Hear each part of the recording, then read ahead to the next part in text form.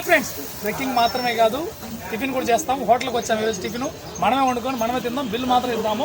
దోశలు, ఎగ్ దోశలు పోతాం అనుకున్నాం. చూడండి, చాలా బాగుంటుంది. పిండి అయితే కొంచెం గట్టిగా లేదు, లూజ్గా ఉన్నట్టుంది. పర్లేదు, ఇబ్బంది ఏం లేదు. చూడండి, దోశ పిండి వేసుకున్నామా, కోడిగుడ్డు ఒకటి కొట్టామా, కారం వేసామా, సూపర్గా వస్తుంది దోశ పిండి. చూడండి చూడండి ఎగ్ ఇది. తాత కూడా ఒకటి హెల్ప్ చేస్తున్నాడు. కోడిగుడ్డు ఇటు కొట్టేసామా, కారం తీసుకున్నామా.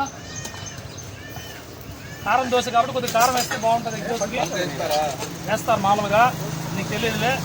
చూడండి ఫ్రెండ్స్, ఎగ్ దోశ మన తిరుపతి, ఈ చిత్తూరు జిల్లా, తిరుపతి జిల్లా సైడ్ ఎగ్ దోశలు ఎక్కువ ఫేమస్. మేమైతే వీటికి చాలా ఇష్టపడి తింటారన్నమాట మా వాళ్ళంతా. చూడండి, చాలా బాగుంటుంది, చాలా టేస్టీగా ఉంటుంది. ఈ గంటెక్కతో నూనె ఓకే, నూనె కొద్దిగా అంచుల్లో కొద్దిగా నూనె వేయగలిగితే బాగా వస్తుంది అన్నమాట. అందుకని చెప్పి నూనె వేస్తున్నాను.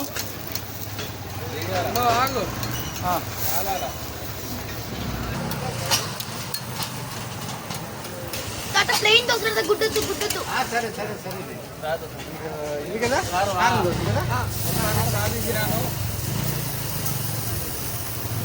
అట్లా కింద మీద పడి ఒక ఎగ్ దోశ అయితే సాధించాను. సాధించు, కానీ ప్రొఫెషనల్గా చేయలేం కదా, రెగ్యులర్గా వేస్తారు కాబట్టి ఆ విధానం వేరు.